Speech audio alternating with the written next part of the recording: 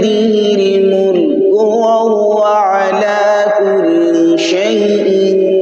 قدير الذي خلق الموت والحياة ليبلوكم أيكم أحسن عملا وهو العزيز الغفور الذي خلق 7 سماوات طباقا ما ترى في خلق الرحمن من تفاوت فارجع البصر هل ترى من فطور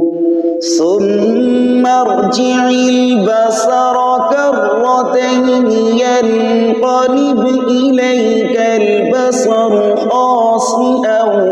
وهو حسير ولقد زينا السماء الدنيا بمصابيح وجعلناها رجوما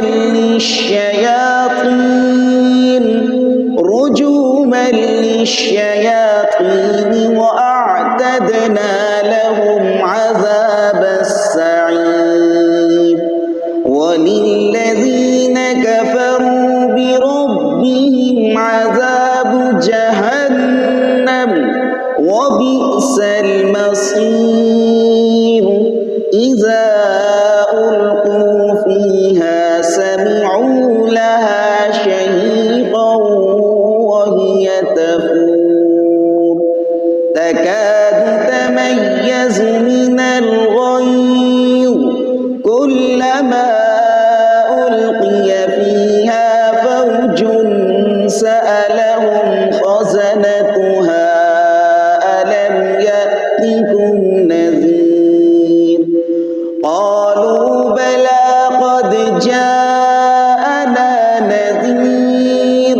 فكذبنا وقلنا ما نزل الله من شيء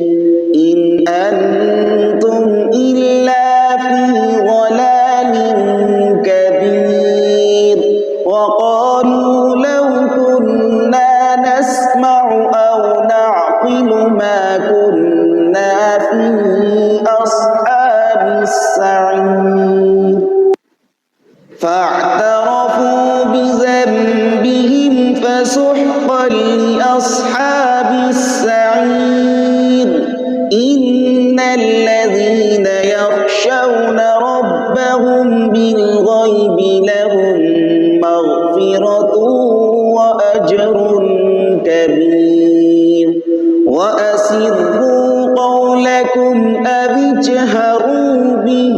إنه عليم بذات الصدور ألا يعلم من خلق وهو اللطيف الخبير هو الذي جعل لكم الأرض ذلولا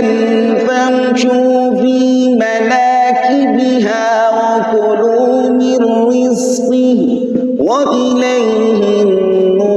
النشور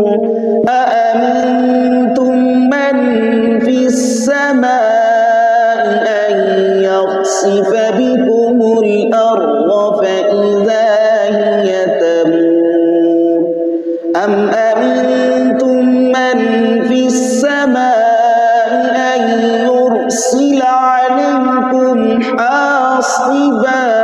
فستعلمون كيف نذير ولقد كذب الذين من قبلهم فكيف كان نكير أفلم يروا إلى الطير فوقهم صافات ويقبضن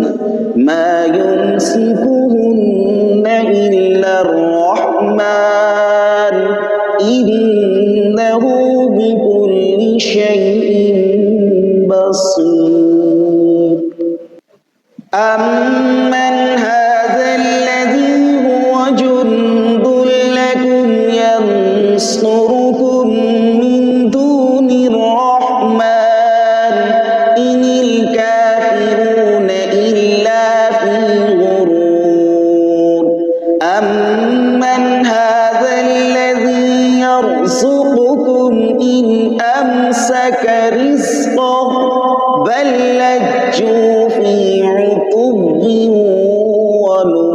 ونفور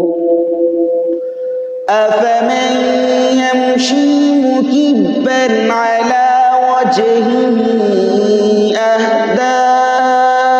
أمن يمشي سويا على صراط مستقيم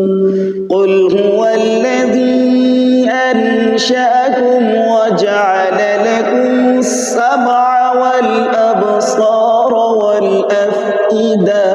قليلا ما تشكرون قل هو الذي زرعكم في الأرض وإليه تحشرون ويقولون متى هذا الوعد إن